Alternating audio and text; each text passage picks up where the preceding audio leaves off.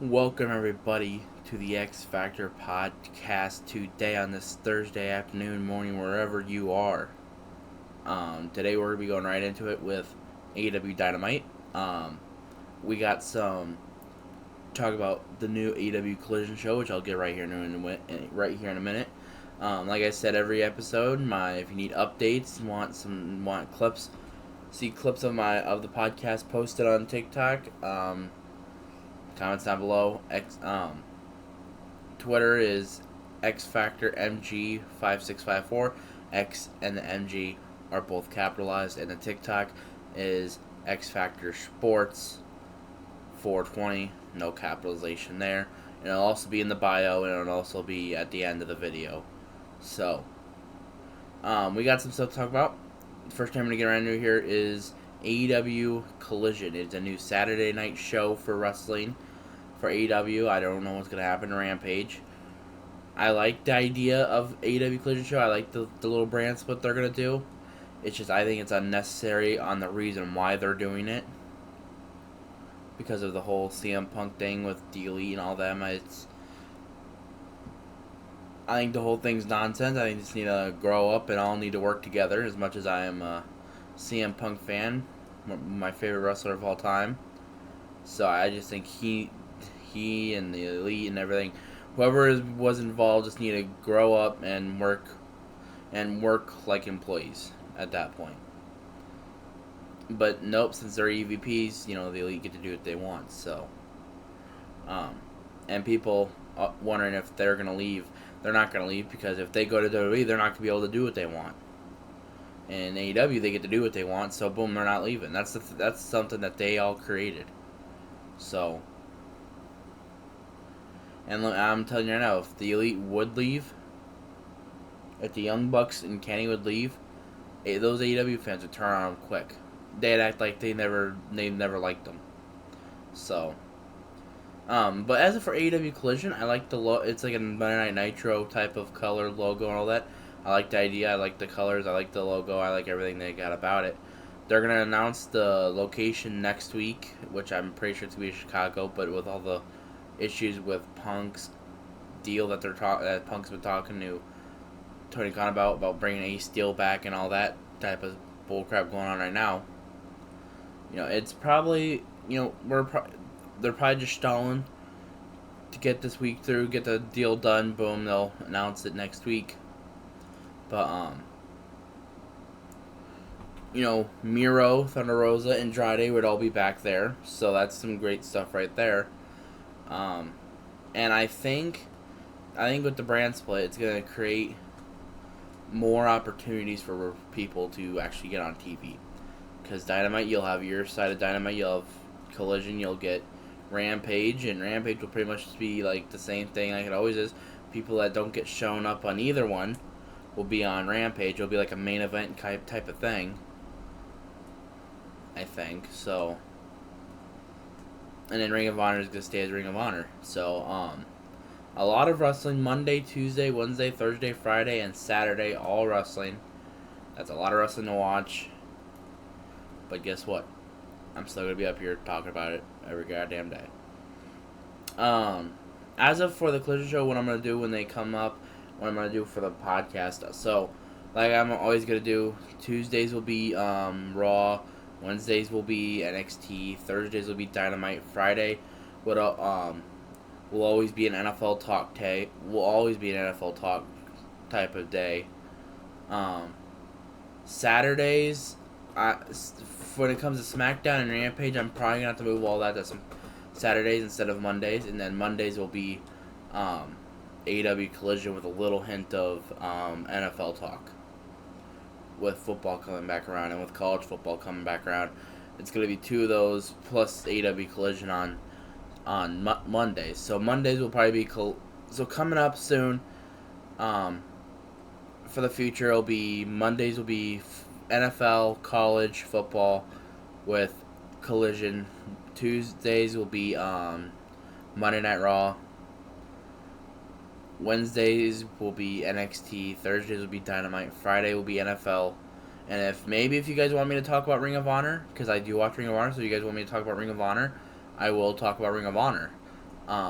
which I'll probably start doing then. That'll be a Friday thing with a little hint of the NFL stuff. Um, and then Saturdays will be SmackDown and Rampage, and then Sundays will be an off day, unless y'all want to see Sundays as a. Sundays might have to. There's gonna be a couple weekends where I do some Sunday stuff, up until NFL season starts. Because once NFL season starts, I'm not gonna do anything on Sundays. So you'll have to wait for all that on Monday. So right now, Monday through Saturday will always be the deal. Unless I put up SmackDown and Rampage up with Collision on Mondays with NFL Talk. Which that'd be a lot of stuff piled in one episode. Unless I do it in a 3-part thing here, so. Like I said, I like the idea. It's gonna be fun. But we're gonna get right in here with Rampage. We're Dynamite. So it started off with Wardlow calling out Christian Cage and Luchasaurus. There's the rivalry between Christian Cage and Wardlow. Let it be shown that it's after. And I feel like the same way with this as I felt like with NXT. I felt like they got a lot of story built stuff through this week, and with Christian Cage and Wardlow, that's one of the ones right there. Wardlow called him out, wanted him to spit on his face, which Christian Cage said he would do, so he was gonna do it. Wardlow pretty much tried to stop him, and Luchasaurus attacked him. They laid him out on a ladder. Later on the night, they announced a ladder match for Double or Nothing for Christian Cage and Luchasaurus. Fun fact, Christian Cage has only won 5 of his 22 ladder matches in his career. So that's something to really look forward to. I really want to see Luchasaurus and Wardlow at some point. It was kind of disappointing when Christian Cage said he was going after it, not Luchasaurus. I'm pretty sure Luchasaurus will go after it at some point, so that's going to be a fun little thing to worry about there. So, the first match, though, of the night was Darby Allin, Orange Cassidy versus Lee Moriarty and Big Bill. Honestly, don't know why they fought. I'm pretty sure it was just a momentum thing. I don't know why Darby Allin and Orange Cassidy were teamed together. I honestly don't know why, but it was a good match. It was just so random out of nowhere. I get all the pillars except for MJF had a match. No surprise there. And Orange Cassidy, that man's had a match every week for months now. It seems like. I thought it was a good match. Like I said, everyone got their little spots in. Lee Moriarty and Big Bill should definitely get pushed as a tag team later down the road because I feel like they could have some potential with the deletion of the firm. Them two together would be perfect. As of for Darby, he gets a win, goes right into Double or Nothing, getting his big little push there, and then Orange Cassidy, getting his pretty much staying there. They did have an interview with Orange Cassidy, telling people to go to Tony Khan if they want a shot. Like 20 people apparently went to go to Tony Khan. So at Double or Nothing, it's going to be a casino battle royal for the International Championship with Orange Cassidy in the build. And I feel like that's where we get some of our returns, like Miro and Andrade.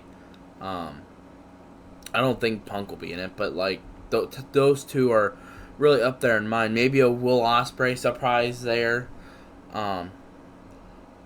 It's gonna be fun. It's gonna be fun there, and then Darby, still going after MJF, and Lee Moriarty and Big Bill don't really got much going on. So, fun match. It was just so random, and I'm not surprised because AEW does this all the time, and especially after a big week they had last week. Like this week was not as much of a big week as it was last week. It's like, because I really expected them to, after what happened last week, like what's gonna up the amp for next week? And the main goal is for every week to add on to what you're doing the next week. How are you gonna make the show better? Because if you're gonna make if you're gonna say last week was a pay per view type of show, you want to make this seem like a WrestleMania type show. And I feel like that's what the mindset should always be. Like, it should always be a better week. It's like if you go down just a week and then go back up the next, it's like it's an inconsistency thing. But at the end of the day, you're still getting your big stuff in whenever you can. So um, this week I thought it was really good though. It's just it wasn't as good as last week, obviously. A couple things that were just random out of nowhere, like that tag team match. There was really nothing on the line. So, but otherwise, I thought it was a great match. It was just random. And then Sammy Guevara faced Ectomus Prime. Bruh. Fast match. And then he cut a promo about how, his time in Austin, Texas, building himself up to the indie scene. I thought it was a really great promo, and I feel with the crowd, they were actually cheering him like a babyface, and I know that's his hometown and everything, but the last time they were in Austin, he got booed out the building. So I feel now. Sorry, that's my cat. But Sammy Guevara, I feel like if they put Tymel on the side, just have her as and this is the problem with Sammy Guevara and Tymel coming together. If they split as like a faction little tag team thing there, I feel like Sammy Guevara would be a great babyface. But I'll get into that here in a little bit because I'm going to talk about all the 4 pillars. So I'm going to talk about all 4 pillars while I'm at it here. So, Hikura, Shida, and Britt Baker versus the Outcast, Toni Storm and Ruby Soho. I thought it was a good match. Everyone's getting tired of the Outcast and everything, but I'm really enjoying this rivalry. It's like, and people, and this is the thing I don't understand. People say they want long-term storytelling. People say they want good storytelling coming out of AEW.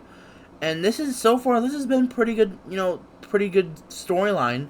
This has been going on since Full Gear. And now it's just, everyone's like, well, we don't like it. We don't like it. It's the same thing when people say that they want they want like younger people pushed, and the minute they push younger people, it's like, why are they on my TV screen? It's like, are you kidding me? It's like you're telling them that you want something new, or you want something good, and the minute they bring you something good or new, you don't like it. It's like, you gotta let this play out. And I've let this whole thing play out with the Outcast and everything, because at that start I was a hater. I was a certified hater, and then I let it play out a little bit, and I'm like, you know what? Maybe this isn't that bad. And then Toni Storm and Jamie Hayter will now be facing each other at Double or Nothing. Good right there. That's great stuff. So what's it mean for the Outcast and Britt Baker? I don't know. Ruby Soho and Saraya should probably get a tag match with Britt Baker and Shida. Maybe. Maybe should do that since Toni Storm's getting her spot at the title. I feel Jamie Hayter's title run has not been the best. I feel like it's getting overshadowed because Britt Baker's with her. And plus, I don't think it's been properly built, and that's not her fault. It's more of a Tony Khan fault right there. Or it could be a Britt Baker fault, too, because, when you come out, you're not really worried about the champion. You want to see Britt Baker. I feel like if Jamie Hayter was on her own, it would be a different story. Because, I feel like Britt Baker, she's all the spotlight, and Jamie Hayter's just the side. I feel like Jamie Hayter feels like a mid-card champion and it feels like Britt Baker's the fucking champion. Because when they come out, Britt Baker's the one getting all the pop. So, like I said, I feel like her title run has not been the best, and I don't think that's her fault. I wouldn't be surprised if Toni Storm wins at Double or Nothing. I feel like they're going to bring a banger at that match, because they had a banger at fucking Full Gear. I do feel that Jamie Hayter and Britt Baker should have a rivalry storyline soon, real soon. Probably at All In, maybe, just perhaps an All In pay-per-view. So, But that's really what I gotta say about that. Chris Jericho for Roderick Strong in a Falls Count Anywhere match on Dynamite last night, and I thought that match was a banger. It was best match of the night, no doubt. And Roderick Strong, he's only been on the he's only been on the roster 2 weeks, and I already feel like he's a main event star already. Like, Roderick, I forgot how good Roderick Strong really was until he faced Jericho last night, because I haven't seen Roderick since, whenever, well, none of us have seen Roderick since the last time we seen him in NXT. But I kind of forgot how really good he was in the ring until, Jericho gave him his spotlight. And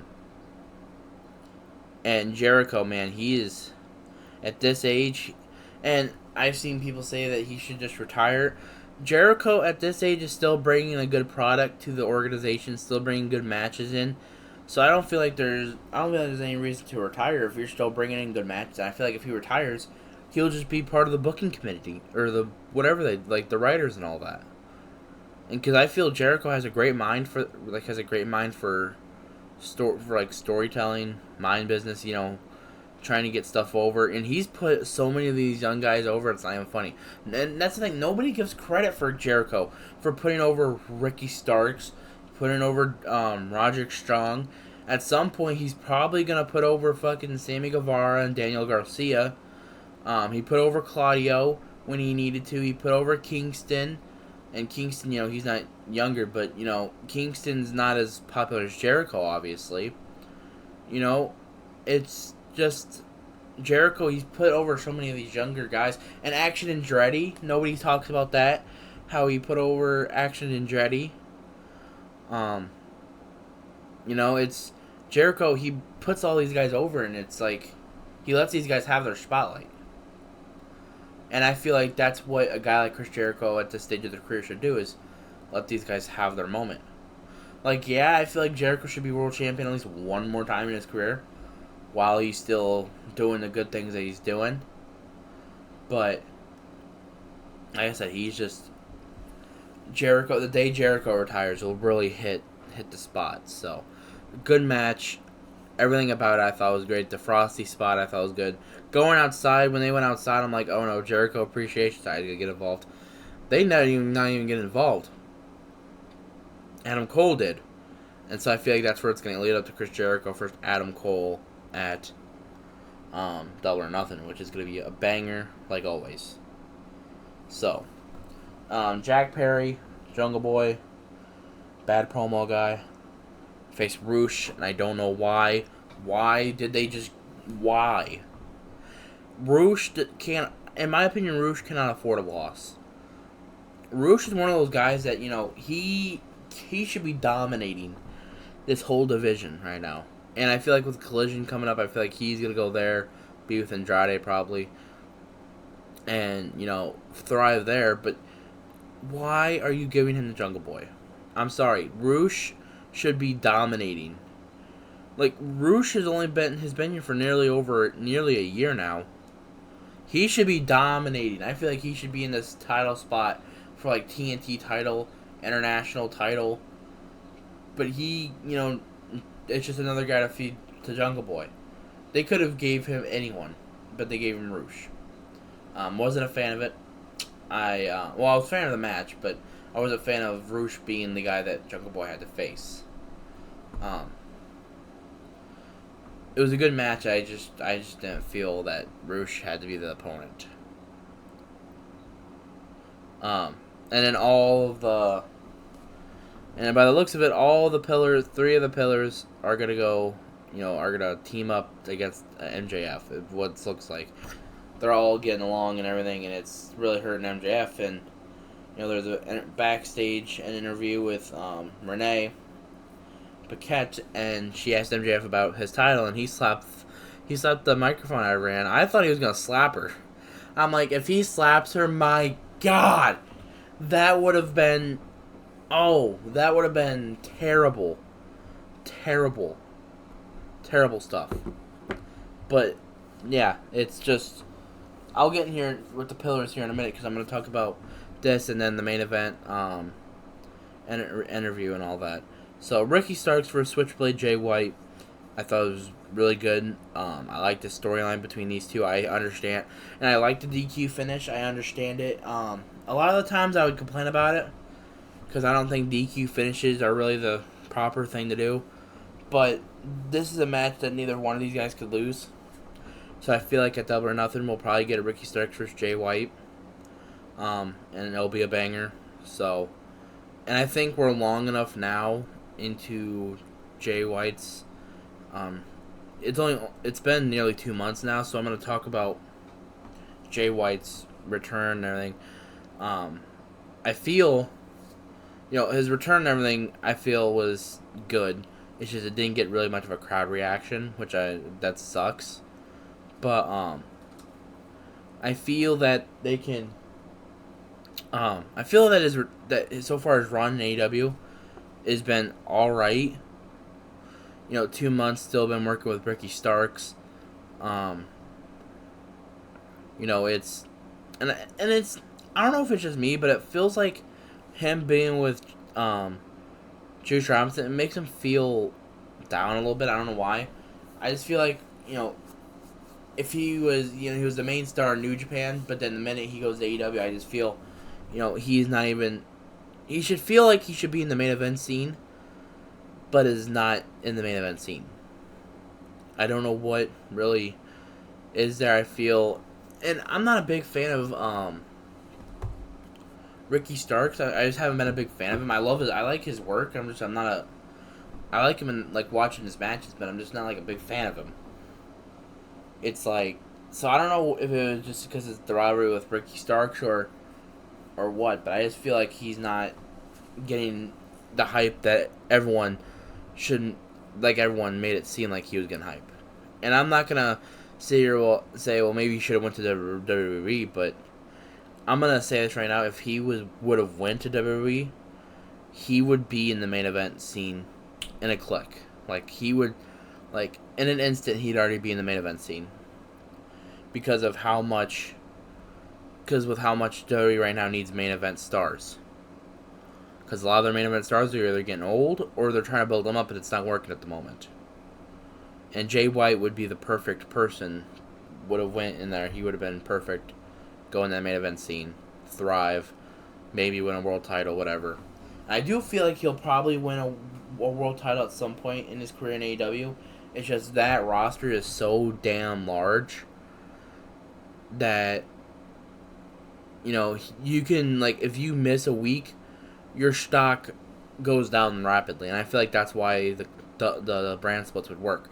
But I also feel like they should have different champions for each brand, and have 2 different pay-per-views for each brand. Yeah, it's what WWE did, but it would work. It would really, really work. And also, if they would ever do that, I would troll the AEW fans on Twitter because they always made fun of WWE for doing it. So when AEW does it, boom, gonna make fun of them. So, but Jay White, his return, I thought's been great, or has been good. I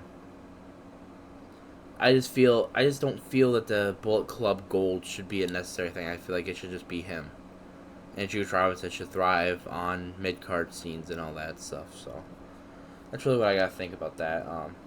And a good old Don Callis had to end the show. Good old Don Callis. That son of a bitch turned.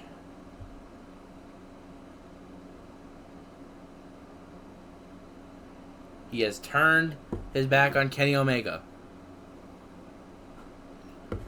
Why did he? And he kept saying that that Don was the victim here, not Kenny. I don't know what he means by that. Probably because Don Callis the last couple of months has been trying to convince Kenny, worry about your singles run, get yourself back up to the King of Wrestling, whatever, and all that. And Kenny wouldn't do it. I do think Young Bucks are holding Kenny back. And in my opinion, when it comes to wrestling, you can have friends, It's just business comes ahead of all of that. And I get they're friends. They've done everything together. They made AEW, all that. But I feel right now, Kenny right now should be the main event star. Like, he should be the king right now. He should be the one going after MJF, all that. Losing his world title due to injuries and all that. Had to take time off. He should get the throne back. You know what I mean? And now I feel like with the Young Bucks, I feel like they're just holding him back just a little bit. Just a little bit. I feel that the Young Bucks wouldn't be nothing without Kenny. Because, like, when you think of, Kenny Omega, you don't think, oh yeah, the people with the Young Bucks. When I first started to know, like, other promotions other than WWE, it was always I knew Kenny Omega, but I don't know who the fuck the Young Bucks were. And the minute I knew who the Young Bucks were, they're not. And the thing is, they call themselves such a great tag team, and like they're the best tag team of all time around that. And they're not even great. They're all right, but they're not great. And that's not trying to hate on him. And no, I'm not a Jim Cornette fanatic here. So if I was a Jim Cornette fanatic, I'd say I hate all of them and, get over with it.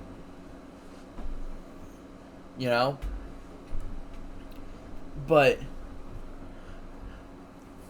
it's, Kenny and the Young Bucks, I feel like the Young Bucks are holding back. I don't think the Young Bucks are that great of a tag team. Like, you can predict everything that's going to happen in their match. They're going to do a couple flippy-dippy stuff. They're going to do some super kicks. With Kenny, you can't really predict what's going to happen. And that was a perfect example last week with Don Callis happening, with all that happening. It's just... And the Young Bucks remind me of the Usos, really. They really do.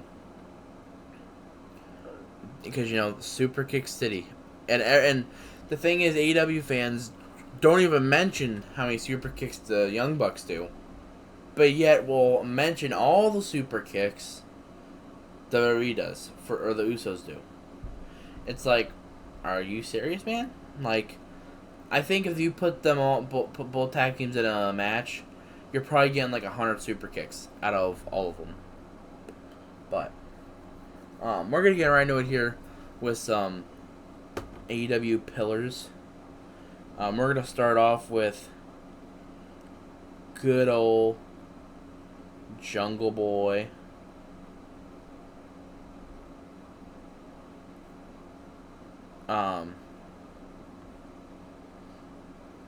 Yeah, I'm in here.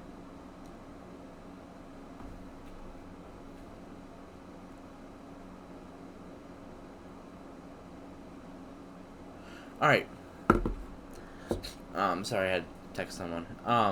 So we're gonna get right here with Jungle Boy Jack Perry. And I've seen so many people crash this guy because, his attitude and his promos and all that. My insight is his wrestling ability is not the issue. It's never been an issue. I feel like he's really talented. He's not good at promos. I can tell you, he's never been good at promos. And it's ironic because like last week, he said promos were not his favorite thing to do. Ironic that's his not favorite thing to do because he's not good at it. If you were good at it, it would be fun to do.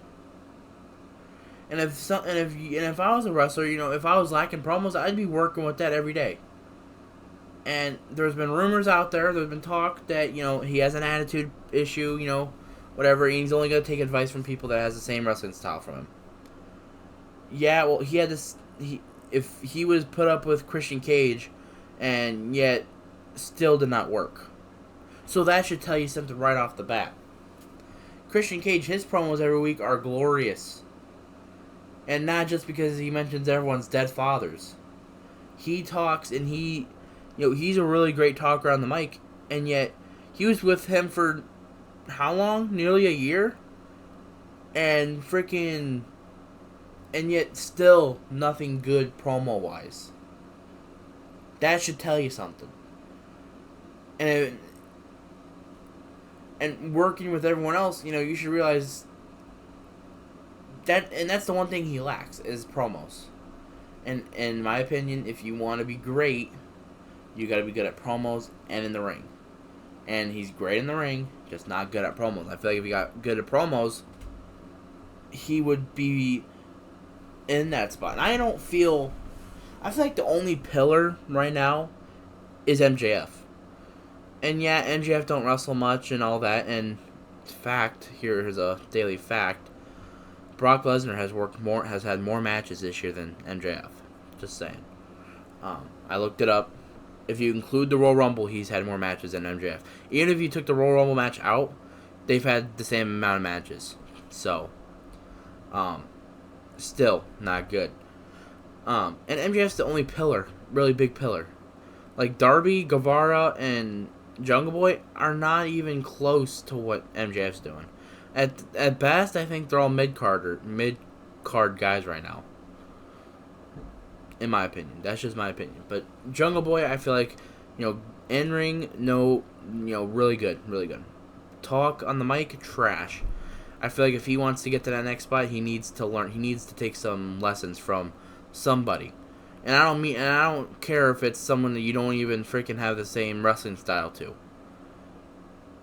Because I'm sorry, if that was in the case of another company, yeah, you wouldn't be getting pushed right now.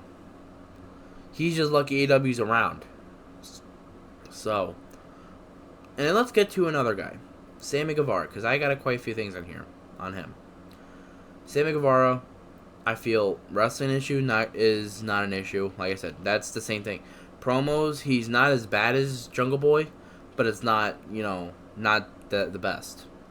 Last night promo I thought was really good. I thought that was a good step to what could be next. I feel more if he was a babyface, it would be better promos. Because, he's been a heel for such a long time. It's like, promos are not the best. But now with a babyface promo, it's like, whoa.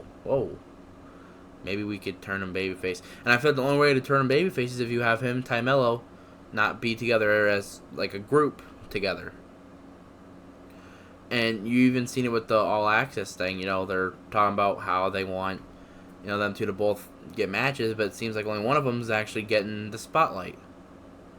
So, it's just a really frustrating thing when that stuff happens.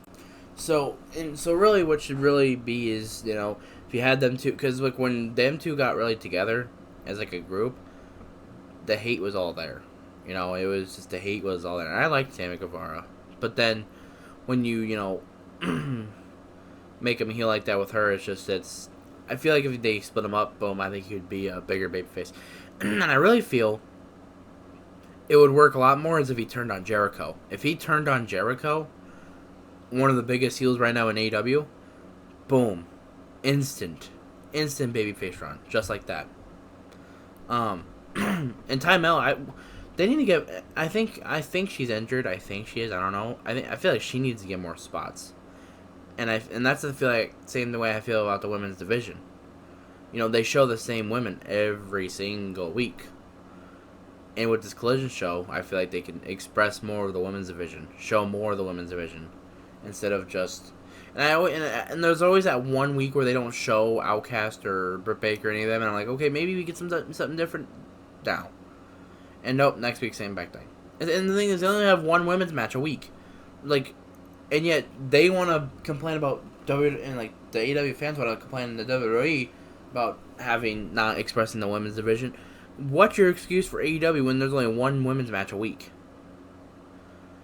You can at least perform two. Can you at least get two in there? And the same thing, and the story building for them is not the best either, except for the Outcast and Britt Baker and all them. It's not like, I feel like that's good, but like where's like the storyline with Taya Valkyrie and Jade Cargill? It's like she lost the match and like we haven't seen her in like since, but that's for another talk.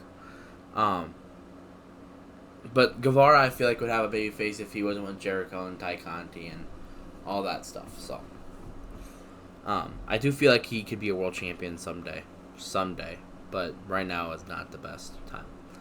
And then we get to Darby Allin. who's had, has had Sting around. I feel like out of all of them, or out of those three, Darby's gotten the best. Is probably has the best chance of winning because of, and he's good on the mic, in the ring, no question, really great. And I don't really have any questions about Darby because I feel he's a fan favorite around there. Jungle Boy is, but promo wise, that'd be an issue. And Sting, when you've been around Sting for that long, it's just one of those things where you're gonna learn something. Guevara, he's learned a little bit from Jericho, and I don't even think Jungle Boy's learned anything from freaking Christian Cage. But I feel that it's Darby's the best character. I feel like he has like the best character out of the group. Well, except for MJF, but I feel one of the best characters in AEW, and I feel he could be a world champion. He has one of the best chances of winning. If you had to put anyone out of those three to win, to actually beat MJF for that title, I'd put Darby at the top of that list. I'd bet all my money on Darby, because I feel like he's just that goddamn good. So there's no really concern about Darby. It's just I feel with the risks he takes, it's like we got like a Jeff Hardy type of guy right there. So I just don't feel that there's gonna be drug problems at the future, but that's that. And then we get to our boy MJF. And in-ring ability and promo-wise have never been an issue with that guy. The only issue is he never fucking wrestles. And that man can sit there and say, well, I'm an attraction, I'm this, I'm that, I'm money-wise, blah, blah, blah, blah, blah. First off, you're not fucking Roman Reigns. First off, you're 26 years old. I don't give a damn how much of an attraction you are. When you're the world champion of a company, you're the only world champion in that company, you should be there every fucking week. You should be there every week. And his title reign so far has been mid. He's only had 2 title matches since Full Gear. And it was against Ricky Starks and Danielson. Danielson match, one of the best matches I have ever seen in my life. I will give him credit for that. But he's never fucking there. I don't know why he's never there. And people can make the excuse because of the Von Erich movie that he made. I don't know if that's done yet. But that's been an occurring thing in MJF's career. He's only had 30 matches since he came to the roster. And like I said, the promo ability and talking, the problem. It's just he's never there because it's because he's this big attraction. And that's another reason why I don't think he would ever leave. Because if he would have to go to WWE, he would actually have to wrestle almost, once, like back-to-back weeks, or, would actually have to be there to perform. And I feel like Tony Khan has just gave him everything that he wanted because, he doesn't want his golden child thing to leave. Guess who else had to deal with that? Vince had to deal with that with Shawn Michaels. I'm not saying MJF is Shawn Michaels because them two definitely are not the same person. 90 Shawn Michaels and MJF right now are 2 different people. But one thing is, when you act like a child half the time, that's what Shawn did. MJF, it's more of a, he, trying to get you to give him the most money that you can. And he says, that whoever bids him the most money is gonna, where he's gonna go. That's not the fuck. Quit bullshitting, dude. Like, quit bullshitting. You're such. I have caught on to his little bullshit stuff as of late, and it's really starting to piss me off. And I like MJF, but this shit's really starting to piss me off. I'm just gonna, even if Impact gave me the most money, I would go there. No, the fuck you wouldn't. No, the fuck you wouldn't. You're gonna tell me if like Barstool Sports gave you the most money, you would go there and not even to wrestle? Yeah, shut the fuck up. Like, give me a fucking break. Like I feel like he's really great. It's just some of the bullshit that he even says out of his mouth sometimes is really, and it really pisses me off. And I don't give a damn. You can call me a mark, call me a fucking just say the usual things, in your mother's basement jerking off, fat lazy slob, blah blah blah. Say whatever you want. He can say whatever the fuck he wants. But at the end of the day, I'm just speaking true facts. Like, he's gonna, and that's the thing, he's just gonna say the same old thing every single time. Like, his promos are great, but that's also another thing too, that he just says the same thing over and over and over half the time. About the fans, boom, cheap heat. So at some points, there's some little things they can work on, like that. Again, just saying the same thing every week about the fans and all that. But and also again, never having matches is really just. It's like, you're not Roman Reigns, dude. Like, show up. That unless there's something I'm missing there that should be expressed, but like I said, he can say what he wants and like says the same thing like he says to any other fan that he has interaction with. It's like, dude, shut the fuck up, please. Like, I don't know what you're accomplishing by saying that. Getting cheap heat or cheap little jerk off by the Twitter fans. And those are the really fans that really piss me off. Is the Twitter dick riders. Oh my god. And it's not just for AEW, it's for WWE too. It's like, why can't you just sit there and enjoy wrestling? It's like, why can't you enjoy that? It's like, and if you're someone like that, you're a fucking weirdo. Like, if you stay there and you like make fun of AEW, but yet you watch AEW, or if you're just one of those AEW meat riders or AEW or WWE meat riders, get the fuck out of my face. You're a fucking weird little fucking skank.